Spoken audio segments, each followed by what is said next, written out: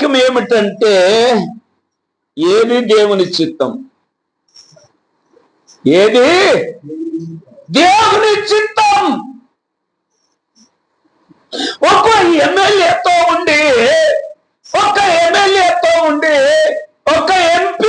ఉండి, ఒక అధికారితో ఉండి, ఒక డబ్బు కలిగిన వారితో ఉండి అతని చిత్తమే చేస్తే, అతని చిత్తము చొప్పున నడిస్తే, అతని చిత్తము చొప్పున బ్రతికితే నిన్ను హెచ్చిస్తాడా లేదా?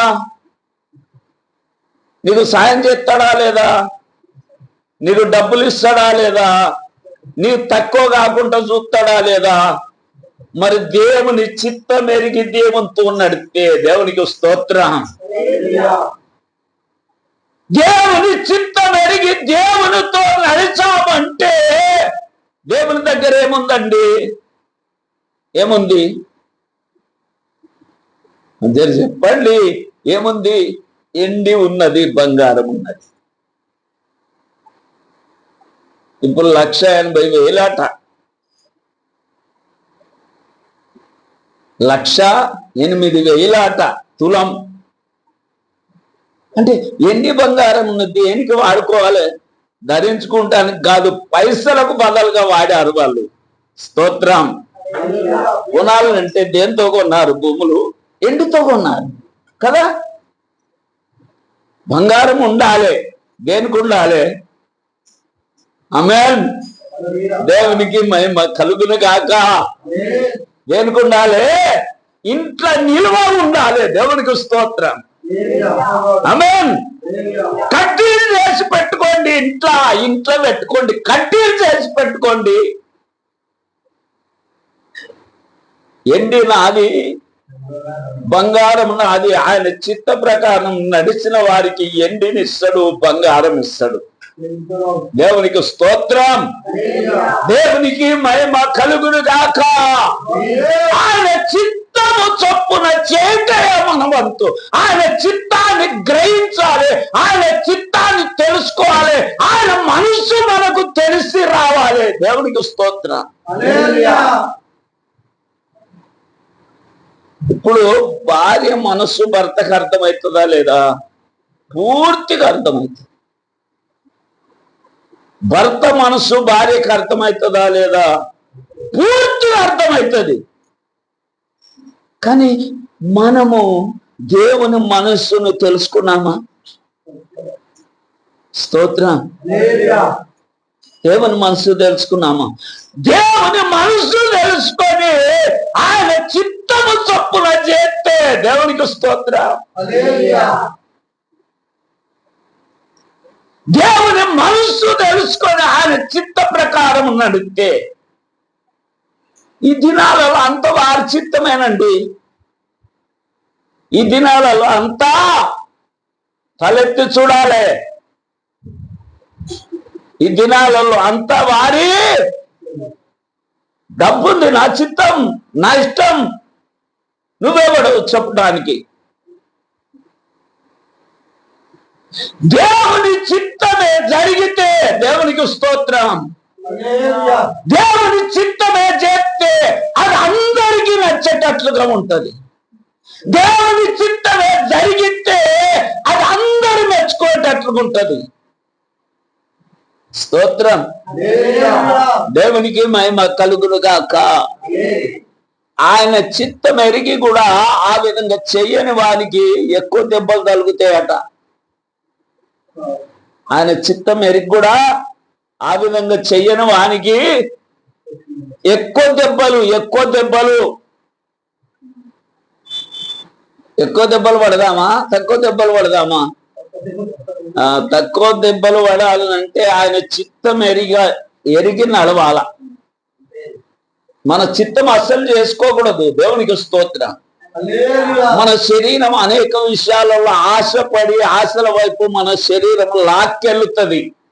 అయినా శరీర ఆశలకు మనం లోబడద్దు. వాటిని ఇరవాలి, వాటిని కత్తిరించాలి, వాటిని చంపాలి, వాటిని గెలవాలి. స్తోత్రం. ప్రియమైనటువంటి దేవుని బిడ్డలారా, వాక్యమును చదవండి. ఏది దేవుని చిత్తము? 1 తెస్సలోనిక 5:18. 1 తెస్సలోనిక 5:18. ప్రతి విషయమందు కృతజ్ఞత స్థుతులు చెల్లించుడి. ఇలాగు చేయుట యేసుక్రీస్తునందు మీ విషయంలో అది దేవుని చిత్తం. దేవునికి స్తోత్రం. ప్రతి విషయములో కృతజ్ఞత స్థుతులు చెల్లిస్తామా? కానీ ప్రతిదీ తినాలంటే చేయగలుగుకుంటాం. ఆ విషయంలో చాలా జాగ్రత్త. ఆ విషయంలో చాలా జాగ్రత్త. ఏం తినాలన్నా చేయగలుపుకోవాలి, నీట్గా తినాలి. కానీ దేవుని వాక్యం ఏం చెప్తుందంటే ప్రతి విషయములో దేవునికి కృతజ్ఞత స్థుతులు చెల్లించుట అది దేవుని చిత్తము. దేవునికి స్తోత్రం. ప్రభువా, ఈ ఉదయకాల సమయం ఆరోగ్యవంతునిగా లేచుటకు కృప చూపావయ్యా, నీకు స్తోత్రం స్తోత్రం స్తోత్రం స్తోత్రం స్తోత్రం అని చేతులెత్తి దేవునికి స్తుతులు చెల్లించుట రాత్రి కాల సమయం ఈ దినమంతా కూడా కాచి కాపాడి మంచి ఆరోగ్యం ఇచ్చి మంచి పని చేసుకోవడానికి కృప చూపినవయ్యా, నీకు స్తోత్రం స్తోత్రం స్తోత్రం అంటే దేవుని ఎక్కడదండి? ఏసారా పండుకోండే స్తోత్రం. ఆమేన్. అంతే, మూతిగా అడుక్కున్నారా? పక్క స్తోత్రం. పండుకున్నారా?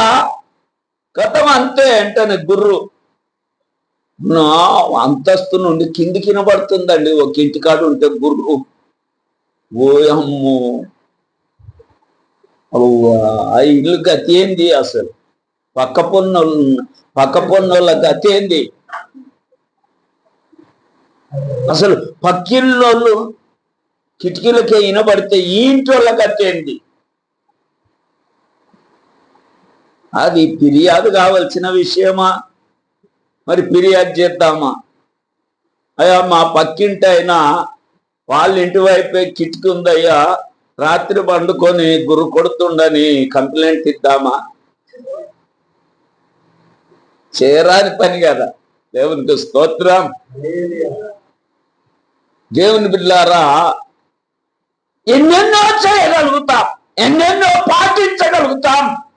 మనకు లాభకరమైన మన శరీరాన్ని సంతోషపరిచేటి ఎన్నో చేయగలుగుతాం. ఎన్నిటికో ఆశ, ఎన్ని విషయాలలోనూ మనం ఆసక్తి గల వారమైనా, కానీ ప్రతి విషయములో దేవునికి కృతజ్ఞత స్తుతులు చెల్లించుట వెనుకబడి ఉన్నాము. నాతో కూడా దేవుడు మాట్లాడుతుంది. దేవునికి స్తోత్రం. మొన్న యాదగిరి అన్నింట్లోకి వెళ్ళంగానే ఆ స్తుతుల బుక్కు కనబడ్డది. వెంటనే తీసుకొని ఆ స్తుతులు చదువుతా పోయాను. దేవునికి మహిమ కలుగుద్దా. ఇంకొక కమ్మున్నది, ఇంకొకటి ఉన్నది. యాదగిరి అన్న చెప్పాడు, అయ్యా రండి పోదామన్నాడు. ఆ బుక్ ఆడ పెట్టేసి వెళ్ళాను.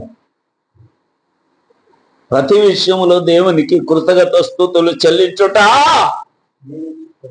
దేవుని చిత్తం. అది దేవునికి స్తోత్రం. దేవునికి మహిమ కలుగును గాక. ఎందుకు మన పనులు ఆగిపోతున్నాయి? ఎందుకు జరగవలసిన విషయాలు జరుగుతలేవంటే స్తుతులు చెల్లించడం ద్వారా మార్గం సరళమవుతుందట.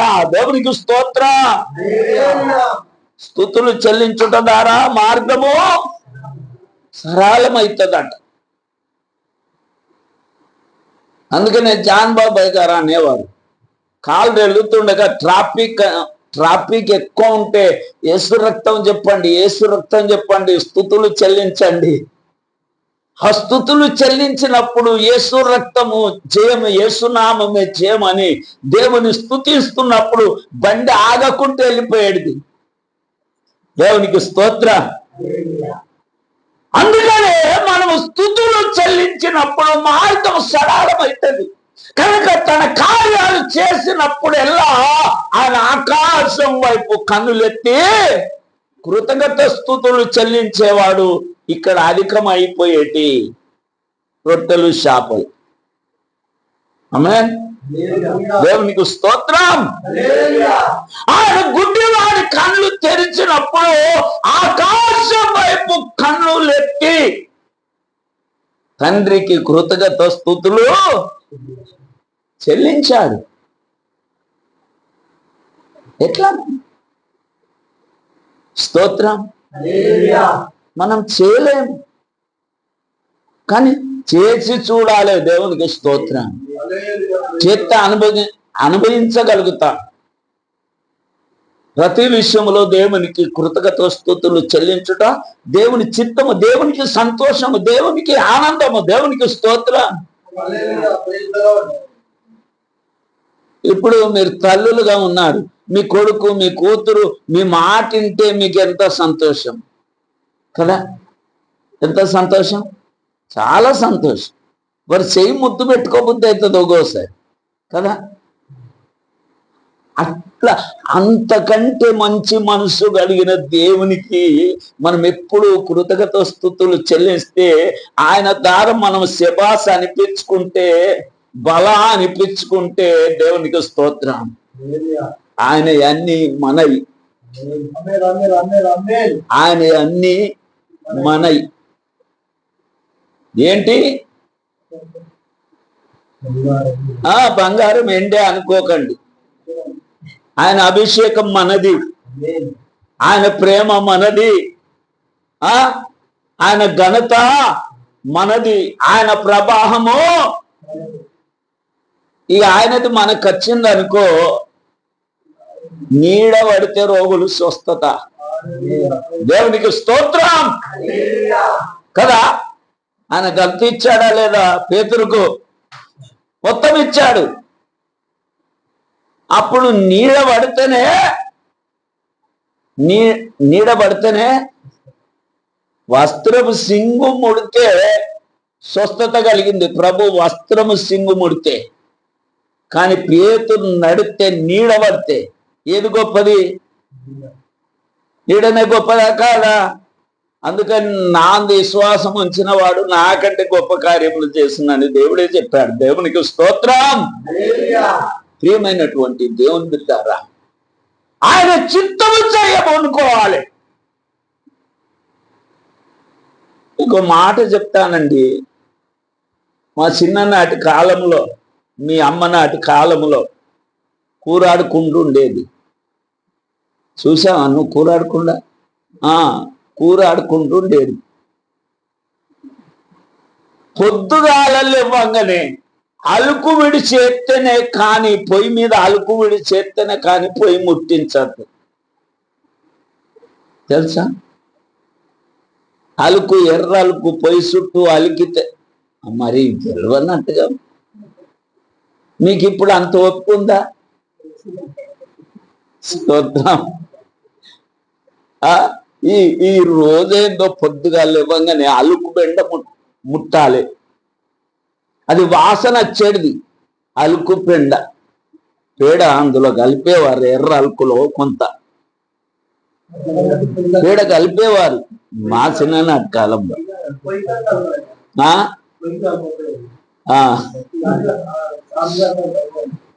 అంటే నేను మిమ్మల్ని అడుగుతున్నా, ఇప్పుడు పోయి టక్కన కొట్టుడేనా?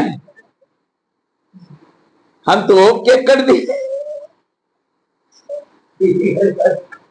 ఎవరైనా సుట్టపాము వచ్చిందనుకో, నువ్వు పొయ్యి అలకకుండా నువ్వు పొయ్యి ముట్టించినావంటే ఆమె ముక్కు మీద వేలేసుకునేది. చీయవే ఎంత లండుది! ఈ పొయ్యి మీద పిడిచేయకుండా, పొయ్యి అలకకుండా పొయ్యి ముట్టిస్తుందా?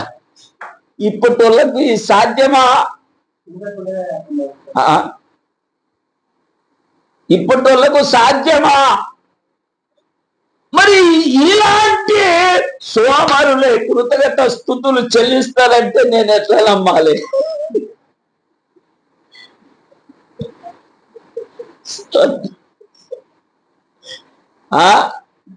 ఇలాంటి సోమరులే కృతజ్ఞత స్థుతులు చెల్లిస్తారంటే నేను ఎలా నమ్మాలి?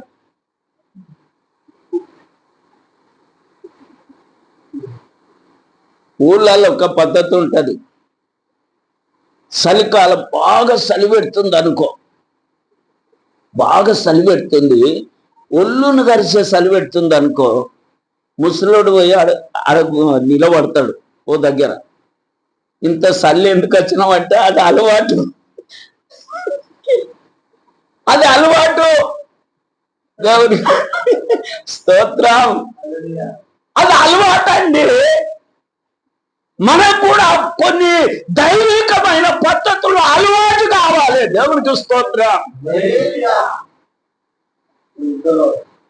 వింటున్నావా రవి? నేను కొన్ని పద్ధతులు బాగా కనిపెట్టిన దేవుడికి జ్ఞాపకం చెప్తుండు. ఇట్లా పట్టుకొని గింతే టవాలు ఇట్లా వేసుకొని ఇట్లా పట్టుకొని ఆడ నిలబడేవాడు రోజు. పెద్ద ఆయన ఇది ఎందుకు నిలబడ్డామంటే అది అలవాటు. కలిసే సల్లే కూడా కనుక దైవికమైనటువంటి పద్ధతులను, దేవుని కృతజ్ఞత స్తుతులు చెల్లించే పద్ధతులను, పాటించే పద్ధతులను మనము అలవాటుగా చేసుకోవాలి. దేవునికి స్తోత్రం.